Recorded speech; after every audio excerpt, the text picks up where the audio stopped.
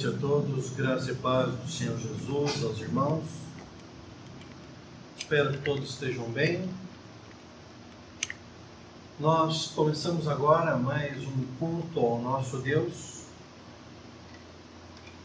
Eu convido-os a abrirem suas Bíblias no Salmo 134. Salmo 134.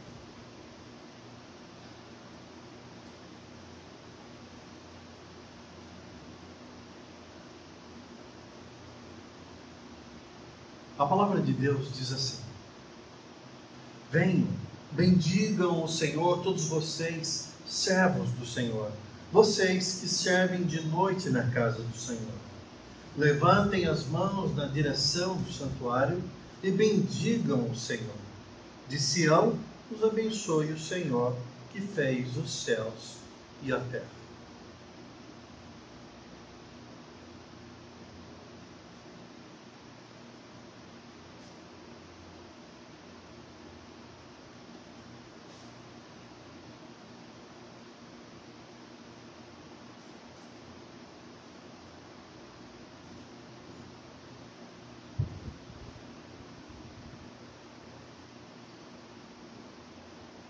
Venham, bendigam o Senhor, todos vocês, servos do Senhor, vocês que servem de noite na casa do Senhor.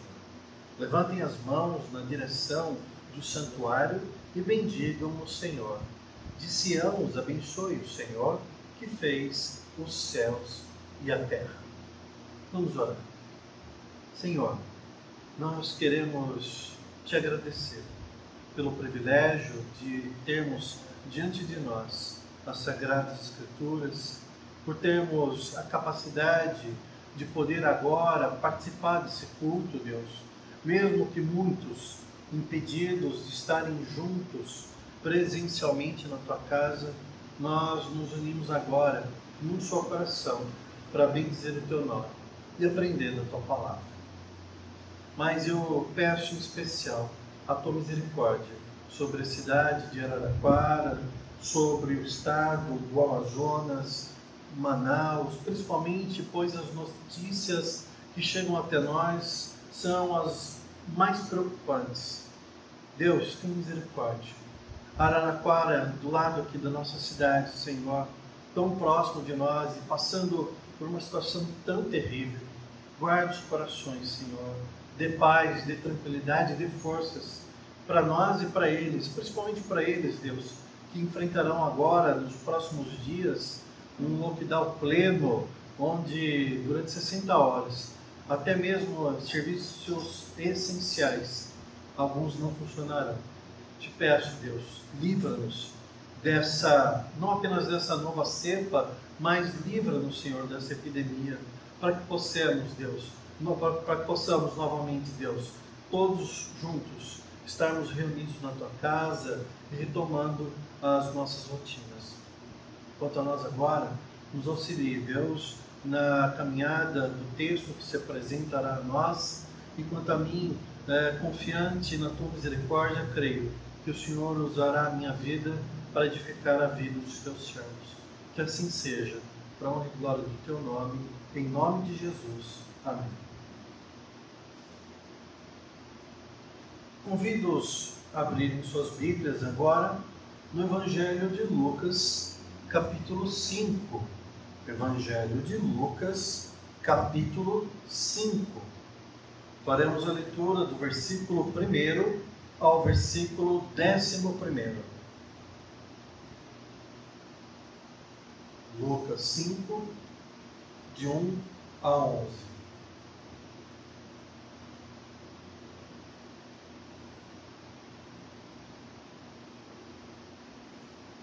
A palavra do Senhor diz assim: certo dia Jesus estava perto do lago de Genezaré e uma multidão o comprimia de todos os lados para ouvir a palavra de Deus. Viu à beira do lago 2 barcos, deixados ali pelos pescadores que estavam lavando as suas redes. Entrou num dos barcos, o que pertencia a Simão, e pediu-lhe que o afastasse um pouco da praia. Então sentou-se e do barco ensinava o povo. Tendo acabado de falar, disse a Simão: vá para onde as águas são mais fundas e a todos lancem as redes para a pesca. Simão respondeu: mestre, esforçamo-nos a noite inteira e não pegamos nada. Mas porque és tu quem está dizendo isto, vou lançar as redes. Quando fizeram, pegaram tal quantidade de peixes que as redes começaram a rasgar-se. Então fizeram sinais a seus companheiros do outro barco, para que viessem ajudá-los. E eles vieram e encheram ambos os barcos, ao ponto de começarem a afundar.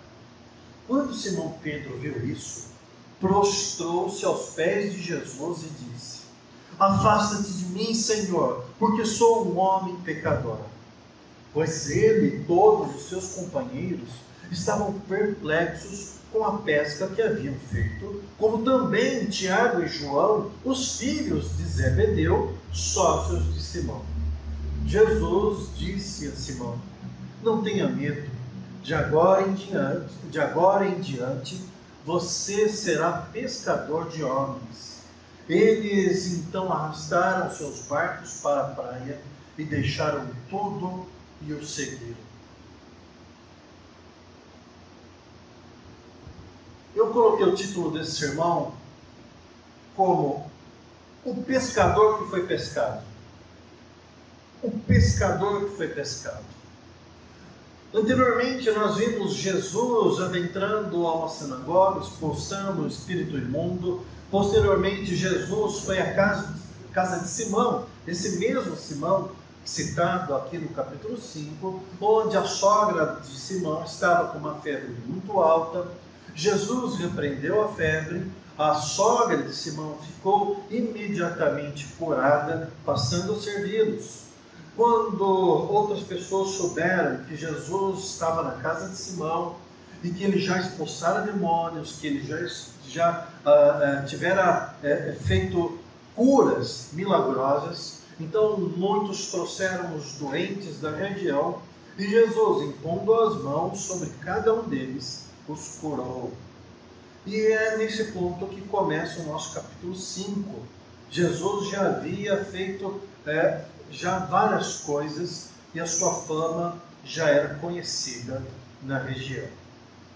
E aqui o capítulo 5 começa dizendo: certo dia, nós não sabemos quanto tempo depois da cura da sogra de Simão que aconteceu esse episódio aqui registrado. Mas o texto diz assim, Lucas registra assim: certo dia, Jesus estava perto do lago de Genezaré. E aí talvez na sua tradução possa estar Mar da Galileia ou Mar de Tiberíades. Aliás, são nomes que são dados a esse mesmo lugar em outros evangelhos, como no de João e o de Marcos. Não importa, aqui é chamado de lago, lá é chamado de Mar da Galileia. O fato é que era um lago imenso, gigantesco, mais de 24 quilômetros de extensão por 18 de largura. Era muita água mesmo, muito grande o lugar em que eles pescavam. E aqui se encontrou o quê?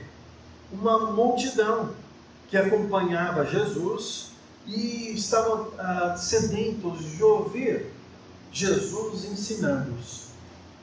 E o que acaba acontecendo? Eles acabam comprimindo Jesus. É ruim, né? Toda vez que eu vou usar exemplos, tentar contextualizar e tentar explicar alguma coisa acerca de Deus ou o que Deus faz, é sempre ruim.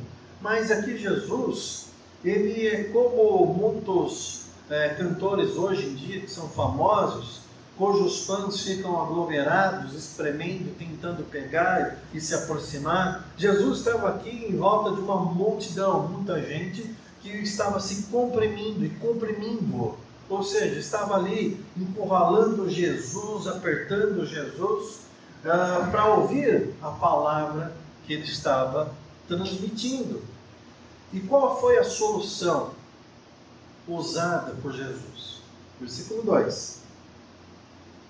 Jesus viu à beira do lago 2 barcos, deixados ali pelos pescadores, que estavam lavando as suas redes. Então a solução de Jesus é o quê? Ele entra em um dos barcos, e ali ele se afasta um pouquinho da margem, não longe o suficiente para que as pessoas não pudessem ouvi-lo, mas não próximo o suficiente para que as pessoas o comprimissem e atrapalhassem a sua comunicação.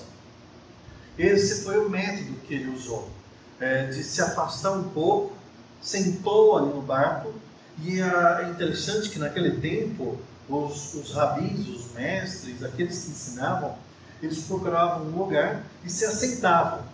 No próprio Novo Testamento nós vemos várias ocasiões em que Jesus se assenta e começa a ensinar, seja no Sermão do Monte ou em outras passagens.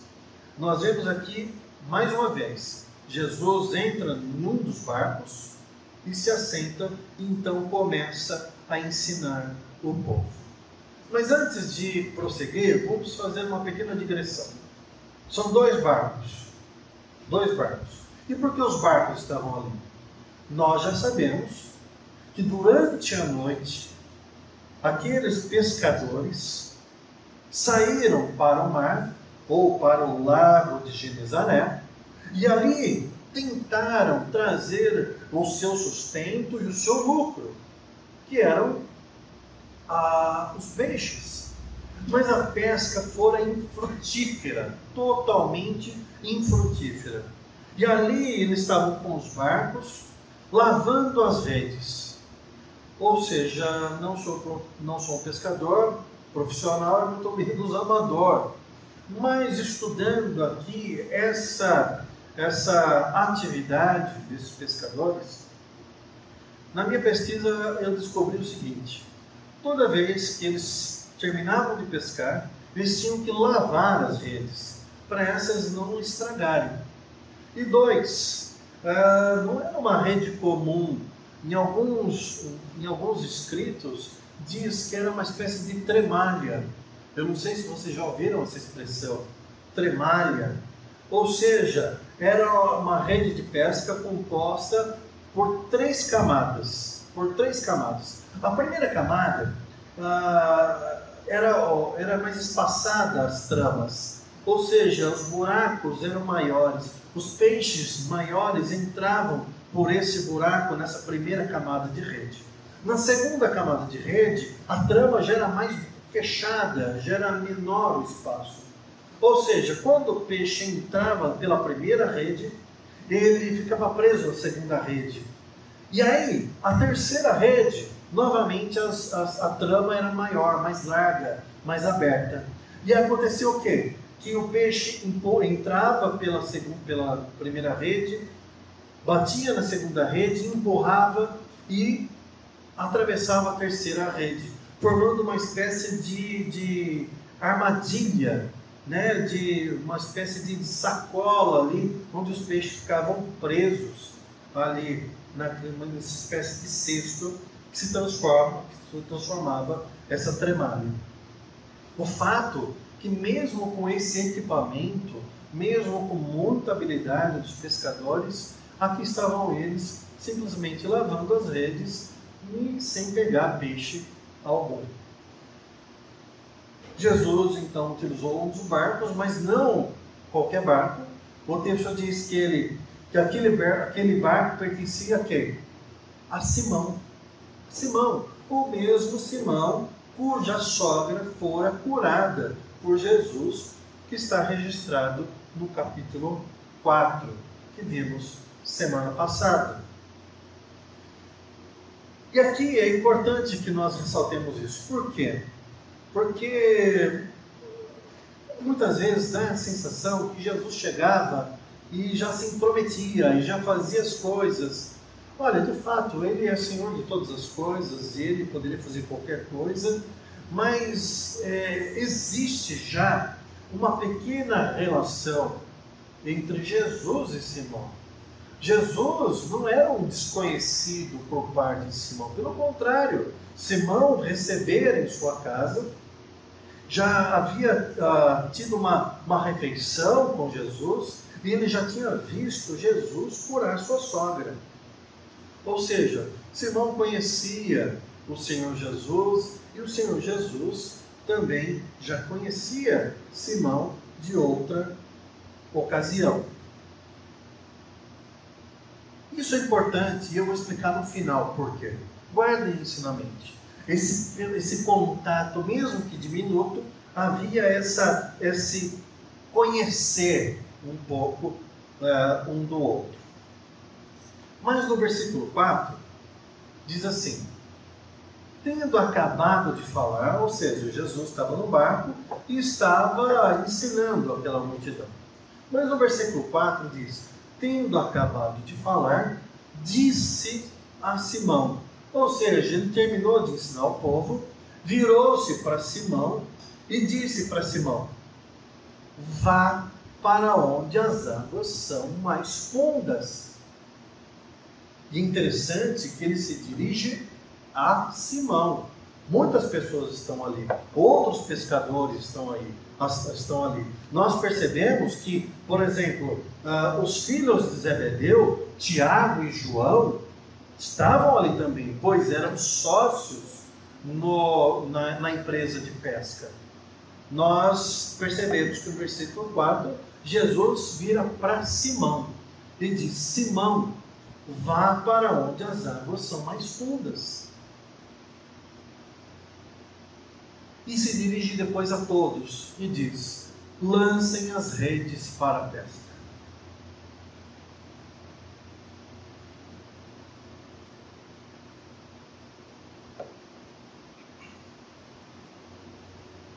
Interessante, eu acabei de dizer que Simão conhecia um pouco o Senhor Jesus, já tive uma experiência com o Senhor Jesus em sua própria casa,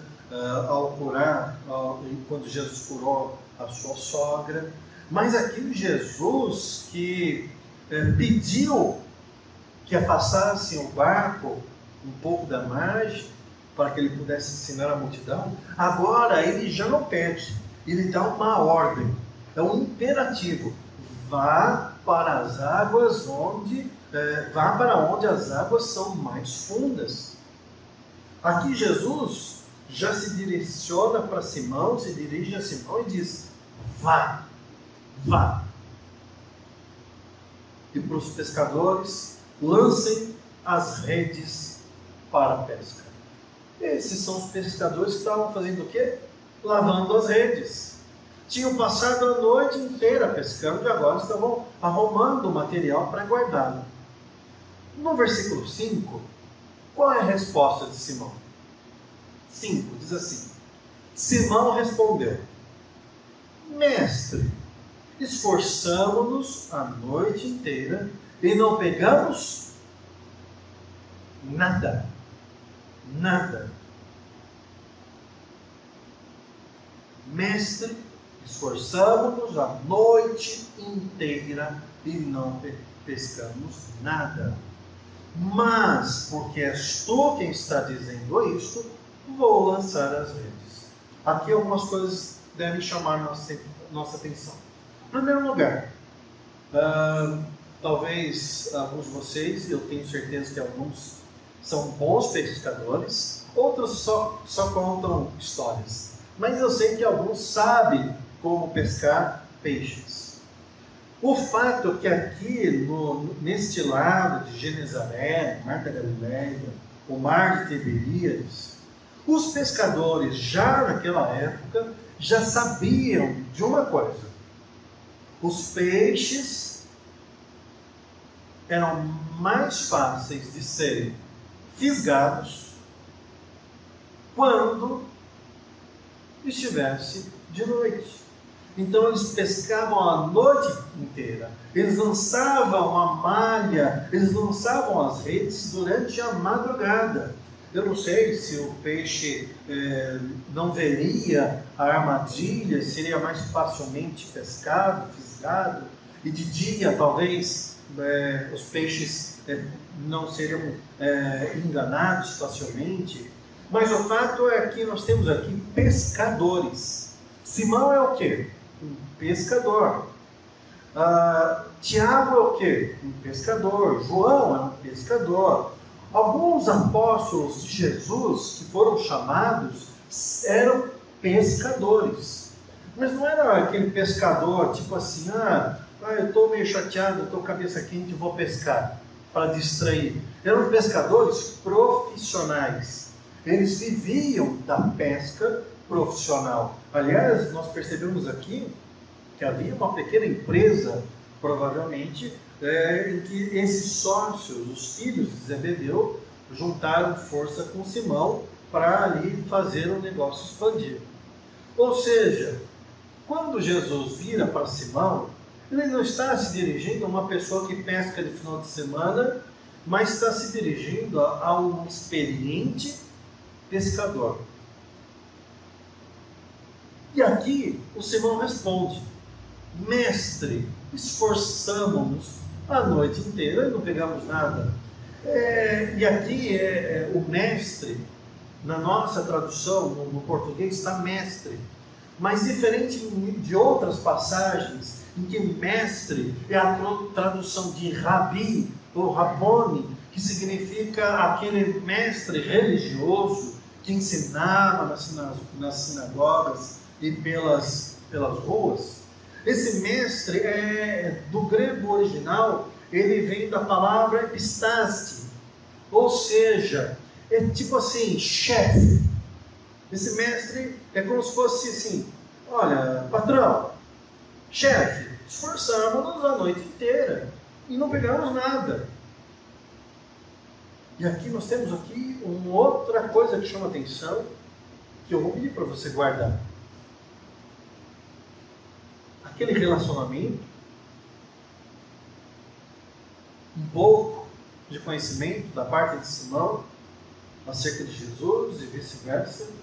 Aqui nós percebemos que é qualificado como um conhecimento de respeito, pois Simão chama Jesus de mestre nesse nível de autoridade. Chefe, patrão, olha, esforçamos a noite inteira, mas se tu está mandando fazer, então a gente vai fazer. Na verdade, Simão foi até bem educado, né? Ele reconheceu, talvez lembrou-se do que acontecera na sua casa e como a sua sogra fora curada. Ele talvez recordasse de vários demônios saindo de algumas pessoas e gritando: tu és o Filho de Deus. Talvez ele se lembrasse dessas coisas que não eram tão distantes assim daquele momento. E aí ele foi bastante educado com Jesus, porque ele poderia dizer assim para Jesus: Senhor, Jesus, qual é o ofício que até hoje o Senhor exerce? Lembrando que o pai de Jesus, marido de Maria, ele era o quê? Pescador? Não. José, ele era carpinteiro. Jesus é o filho de um carpinteiro. E nós sabemos que os pais ensinavam seus ofícios, ao seu ofício aos seus filhos. Então, provavelmente, Jesus, até a idade de 30 anos, ele auxiliou o ofício do seu pai, que era a carpintaria. Agora, Simão não. Simão não era carpinteiro. Simão era pescador. Ou seja, Simão estava na sua área de conforto, estava na sua profissão. Aí vem um carpinteiro e fala em quem ensinar o pescador a pescar. Parou para pensar uma coisa dessa? Já pensou uma coisa dessa? O marceneiro quer ensinar o pescador a pescar. E é exatamente isso que acontece. Jesus diz para Simão: olha, lancem as redes, vá para águas mais profundas. E é como se Simão pensasse no seu íntimo: eu conheço esse lugar aqui com a palma da minha mão, eu já sei onde lançar a rede, eu já sei que horas eu devo lançar a rede, e eu sei que eu passei a noite inteira lançando a rede e não funcionou. Hoje o mar não está para ser pescado, os peixes. Mas aí ele diz: mas, porque és tu quem está dizendo isso, vou lançar as redes. Versículo 6. Quando fizeram, pegaram tal quantidade de peixes que as redes começaram a rasgar-se. Lembram da tremalha? Redes, uma rede, outra rede, e elas começaram a rasgar-se. De tão grande que era a quantidade de peixes que eles pegaram. E aí no versículo 7, tanto peixe, que eles fizeram sinais aos seus companheiros do outro barco, para que viessem ajudados. Eles vieram e começaram a retirar as redes. E era tanto peixe que os dois barcos quase começaram a afundar, devido à quantidade de peixe, ao peso que tinha nos barcos. É interessante aqui, né? Eles não tinham motivos para voltar para o mar depois de uma noite toda trabalhando. Um trabalho, acredito, braçal bastante desgastante. Além do cansaço físico daqueles homens, havia um carpinteiro que estava querendo ensinar eles a pescar. Uma pessoa de fora daquele contexto, dizendo o que eles deveriam fazer. Ou seja, havia ali talvez uma possibilidade de um ego ferido, de uma reputação manchada. Já pensou? Alguém que nunca pesca vai lá pegar mais peixe do que um pescador profissional? Chato, não? E 3, a frustração. Por quê? Porque eles passaram a noite inteira tentando e não conseguiram. Eles estavam cansados, eles estavam recebendo agora orientações de uma pessoa que não era do ramo. E 3, emocionalmente estavam desgastados. Estavam voltando para suas casas sem o peixe, sem o lucro, sem o sustento de suas famílias. Mas o que eles fizeram? Obedeceram. Simão obedeceu. Ele ainda não reconhece a grandeza de Jesus Cristo, mas ele já sabe que Jesus não é um homem comum. Disso ele já sabe. Ele já conhece a fama de Jesus.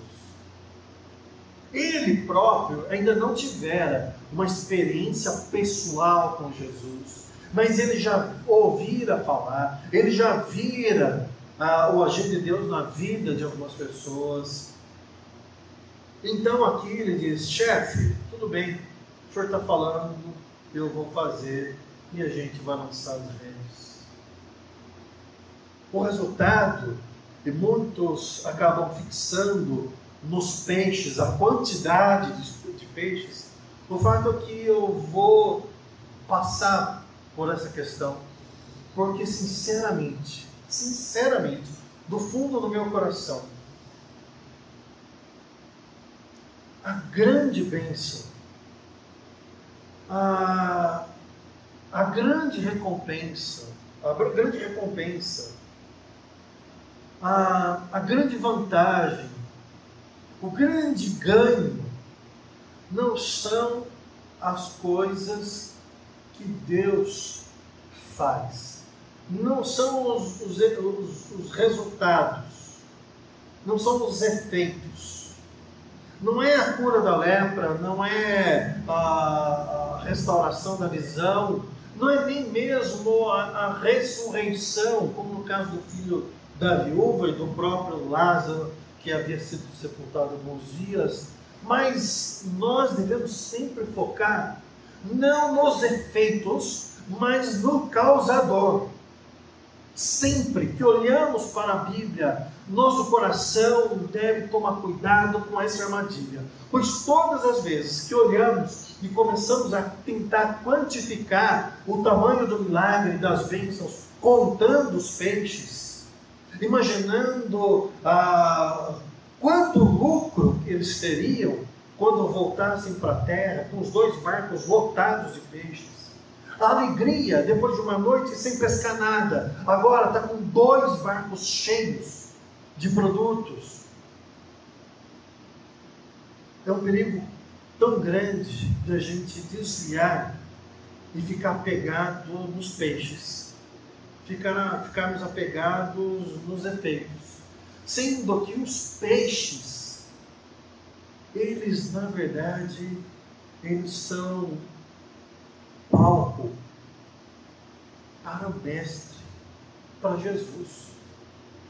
Lógico, queremos os peixes, lógico, queremos a cura, lógico, queremos o poder de Deus fazendo maravilhas, chover pão do céu, brotar água da rocha, nós queremos, em alguns casos precisamos, mas em todos os casos, nós devemos, em primeiro lugar, olhar para o causador da bênção, olhar para aquele que deu ordem para lançar as redes, que deu a localização de onde lançar as redes. Ele é o poderoso, ele tem que ser adorado, ele tem que ser buscado.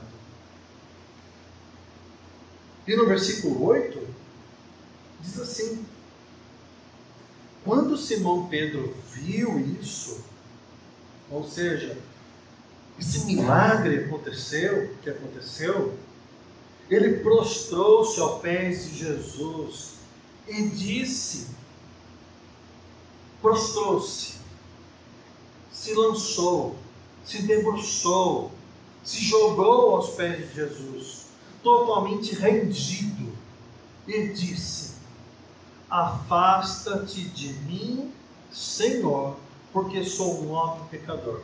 Lembra que lá no versículo 5, eu disse que a palavra no original, no grego, epistete, significa chefe. No versículo 8, Simão diz: afasta-te de mim, Kyrios, ou seja, Rei, Senhor no sentido absoluto, de dono.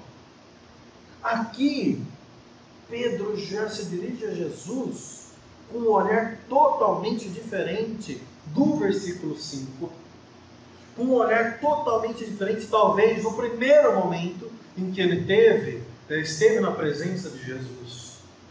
Aqui ele se dirige para Jesus prostrado e diz: afasta-te de mim, Senhor, Kyrios, pois eu sou um homem pecador. De fato, agora eu quero chamar a sua atenção. Os relacionamentos, eles promovem situações particulares. Vou tentar dar um exemplo.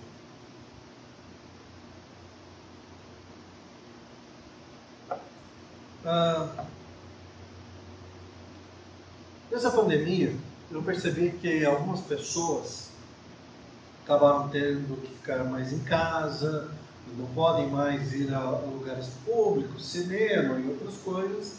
E eu percebi que algumas pessoas adotaram a atividade de fazer caminhada.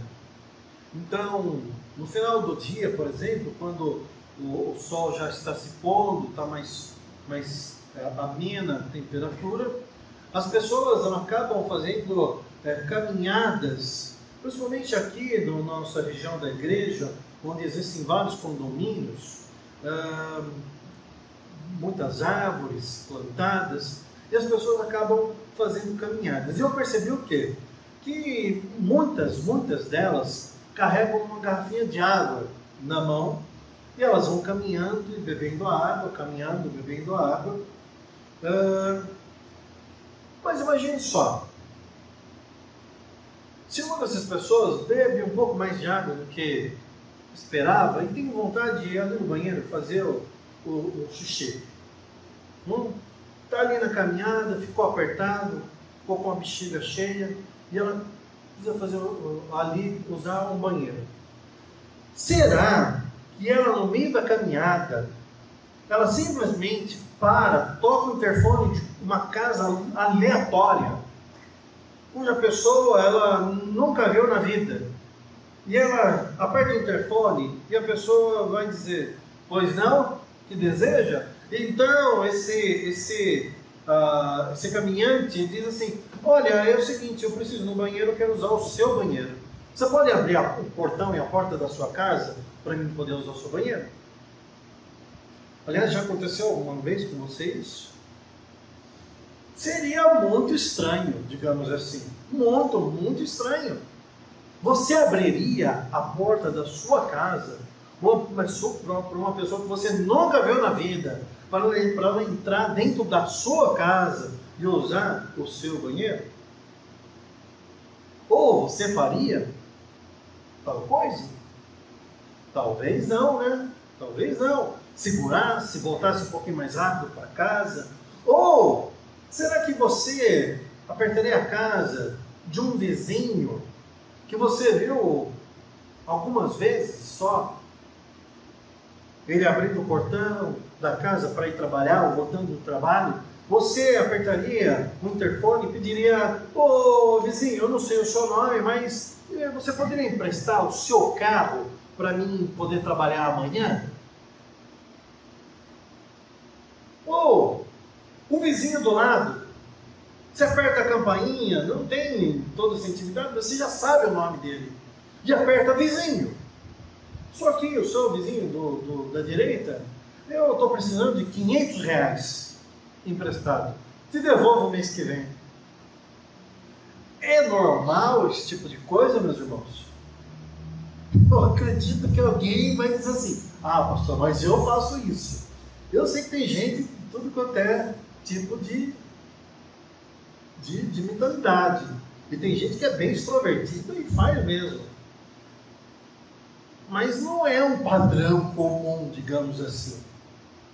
Eu jamais teria coragem de fazer uma coisa dessa. Mas por que estou dizendo isso? Porque quando as pessoas falam no nome de Deus, ou se dirigem a Deus, vão pedir alguma coisa para Deus, ou se referem a Deus, parece que todo mundo na face da terra é de uma intimidade com Deus, que é como a pessoa chegar na casa do pai e da mãe e falar, pai, mãe, eu vou pegar uma água na geladeira. Eles não têm intimidade com Deus, eles não conhecem a Deus. Alguns conhecem de ouvir falar, alguns sabem do poder de Deus através da vida de outras pessoas, mas elas mesmas não chamam Deus de Kyrios.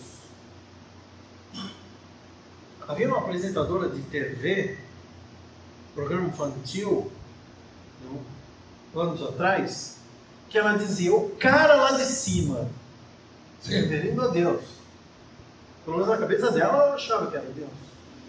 O cara lá de cima vai te ajudar, o cara lá de cima não sei o quê. Como assim? O cara lá de cima? E como as pessoas podem se aproximar do Todo-Poderoso e falar, o cara? Eu fico abismado que tem gente que se chama Jesus de mano. Mas isso não é um retrocesso. Porque retroceder é voltar de um ponto avançado a um ponto anterior. Mas é uma falta de cognição, de compreender o que são relacionamentos. Pois se nós que somos seres humanos, não saímos batendo na cara das pessoas, pedindo dinheiro de maneira aleatória, nem pedindo para usar as coisas, pertences pessoais dessas pessoas, das quais não temos a intimidade, por que com Deus seria diferente? Então aqui Pedro nós já percebemos que Pedro ele tem uma caminhada que ele vai se aproximando de Jesus e ele vai reconhecendo a grandeza de Jesus. Jesus vai mostrando para Simão quem ele é. Quem ele é. E aqui no versículo 8 diz assim: Simão Pedro. Percebam, versículo 8 está como? Simão Pedro. Pedro é o nome que viria a ser dado por Jesus a Simão. Até aqui, versículo 5, no versículo 3, no capítulo anterior, é que Simão, Simão, Simão, Simão. No versículo 8, quando Simão Pedro, ou seja, nós percebemos o quê? Uma diferença até mesmo de como Pedro é referido no capítulo. Aqui não é mais só Simão, é Simão Pedro. E esse Simão Pedro prostra-se aos pés de Jesus e o chama de Quírios, de Senhor. E por que ele faz isso? Porque quando ele percebe a grandeza deste homem que deu esta ordem, lancem as redes, ele percebe que Jesus é enorme, Jesus é santo, Jesus é muito além do que ele, Simão Pedro, é. E nós, quando nos aproximamos de Deus e chamamos nosso Deus de Senhor, se nós entendermos quem nós somos e quem Deus é, nosso coração vai ficar contrito, pois perceberemos nossa condição de pecador. Todo aquele que fala o nome de Deus, sem ter esse sentimento de indignidade diante de tamanha majestade, é uma pessoa que não entende o relacionamento que possui com Deus. Ou talvez esteja equivocado no tipo de relacionamento que acha que possui com Deus. Nós devemos sempre tomar o nosso lugar. E assim como na obra de C.S. Lewis, onde uma das personagens diz para Aslan, o leão que representa Jesus, diz para ele: você está tão grande, Aslan. E então Aslan diz: não, é você que está mais madura, você que cresceu. Por isso eu pareço maior aos seus olhos. Quanto mais nós crescermos, quanto mais nós aprendermos, quanto mais nós reconhecermos o senhorio de Cristo, menor nos tornaremos e maior Ele será aos nossos olhos. Por fim, versículo 9: pois ele e todos os seus companheiros estavam o quê? Perplexos com a pesca que haviam feito, como também Tiago, João, os filhos de Zebedeu, os sócios de Simão. Perplexos. Sim, Deus tem essa capacidade. Jesus, ele surte esse efeito em nós, né? Ele causa esse efeito em nós. Perplexidade. Nós ficamos perplexos com Jesus, principalmente quando nada dá certo e nós sabemos que não tem como dar certo, nós já temos até experiência naquela situação e a gente sabe, isso daqui não tem jeito, já foi perdido, esse casamento já foi destruído, esse relacionamento entre pai e filho não tem como resolver, essa porta de trabalho ela é impossível de ser aberta para mim, não tem jeito. E nós sabemos. Então Jesus vem e fala assim: dá mais uma chance, conversa mais uma vez, anda mais uma milha, manda mais um currículo, tenta mais uma vez. Então a gente tem a sensação de vir para o versículo 5, nós que conhecemos o nome de Jesus, e às vezes a gente fala: mestre, a gente já tentou, Já fiz tudo que era possível.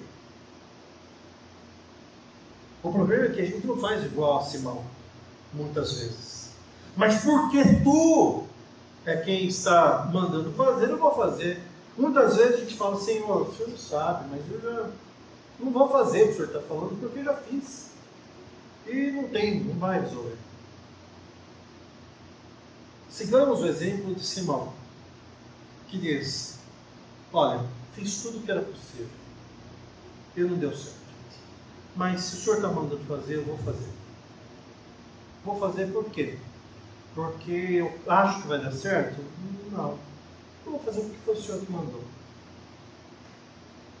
Meus irmãos, às vezes, Deus diz para nós coisas que não fazem o mínimo sentido. Não faz sentido. Às vezes Ele diz para a gente fazer coisas que a gente já fez milhares de vezes. Mas Ele, por ser Deus, Ele consegue transformar essa outra vez numa vez diferente, num resultado totalmente diferente. Foi isso que aconteceu com Simão. Isso pode acontecer na sua vida. Na sua vida. Está doente, o médico está falando, não tem jeito. Ou está quebrado financeiramente, não tem jeito. Ore o Senhor. Deixa o Senhor falar o teu coração. E obedeça ao que o Senhor falar ao teu coração. Pois quando tudo estiver perdido, Jesus pode falar, agora faça do meu jeito. Que glorioso dia será esse, quando você for capaz de ouvir a voz de Jesus dizendo, agora faça do meu jeito. Será glorioso, porque eu posso dizer para você, faça, mesmo que seja absurdo, faça, pois Ele é capaz de deixar você perplexo. Todos nós perplexos, como fez com aqueles homens. E aqui, o título do sermão, que eu disse para vocês agora há pouco, o pescador que foi pescado. Simão, o pescador, ele foi pescado pelo carpinteiro. Foi pescado por Jesus. Versículo 10, parte B, diz assim, Jesus disse a Simão, não tenha medo, de agora em diante, você será pescador de homens. Ele era pescador, pescava peixes, mas Jesus diz, a partir de hoje você não vai pescar mais peixes, você vai pescar almas, você será um pescador de homens. E o versículo 11, qual é o resultado? Eles então arrastaram seus barcos para a praia, deixaram tudo e o seguiram. Simão, Tiago, João, largaram tudo para seguir a Jesus. Nós veremos nos próximos domingos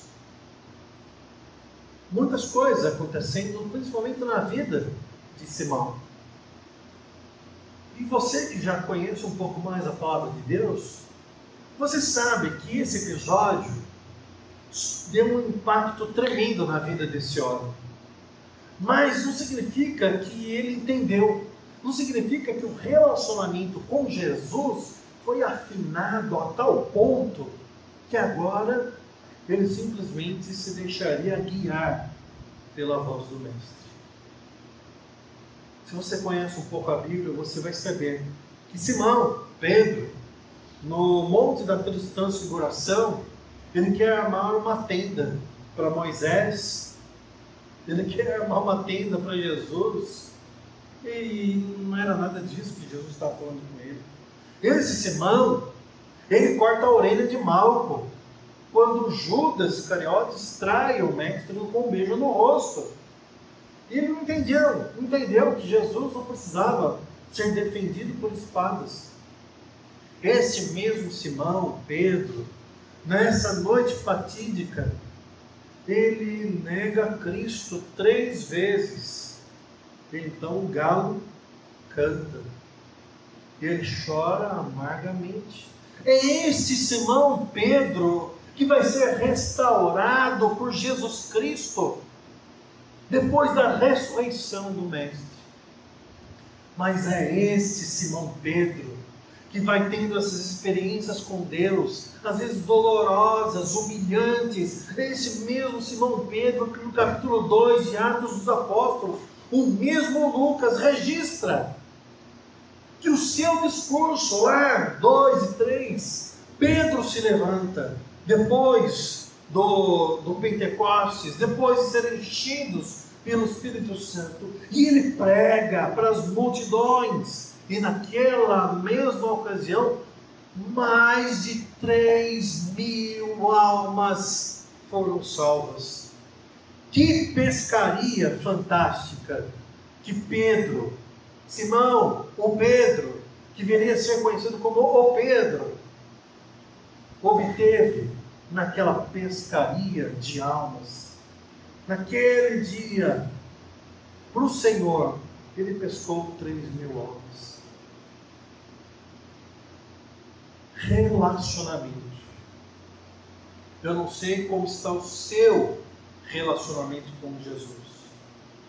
Eu não sei o nível de confiança que você tem em Jesus. Eu não sei o nível de cansaço que você está nesse exato momento. Eu não sei o nível de frustração que vocês têm na sua vida, com o seu trabalho, com o seu casamento, com os seus relacionamentos horizontais. Mas esse relacionamento vertical, esse relacionamento com Jesus, se você buscar ter, você vai se aproximar dele. Você vai ser quebrantado, humilhado, amassado, derrubado, mas você vai ser refeito, você vai ser restaurado, e você vai ser transformado, e você se transformará numa pessoa totalmente diferente, pois saberá que aquele que você chama de Senhor, ele não é o chefe, ele não é o cara lá de cima, mas ele é o Kyrios, ele é o Senhor, Salvador, Deus encarnado, Jesus Cristo, nosso Senhor. Que Deus te abençoe e que você cresça. Use todas as ferramentas que você tiver ao alcance. Faça seus devocionais, assistam sermões pela internet, leiam a palavra de Deus, dobrem seus joelhos e orem ao Senhor. Cresçam em intimidade com Jesus e confiem na palavra dele, pois se confiarem, vocês ficarão perplexos, admirados com o poder de Deus em suas vidas. Assim eu creio, assim eu tenho certeza absoluta, a minha fé não é vã, e assim é que eu oro para que aconteça na sua vida, em nome de Jesus Cristo. Amém. Que o amor do Pai, a redenção em Jesus Cristo, nosso Kyrios, e a comunhão no Espírito Santo estejam com cada um de vocês, hoje e sempre, e cresçam na intimidade, no relacionamento com Jesus, hoje e sempre. Amém. Deus abençoe, Deus guarde e tenha uma excelente semana, em nome de Jesus. Amém.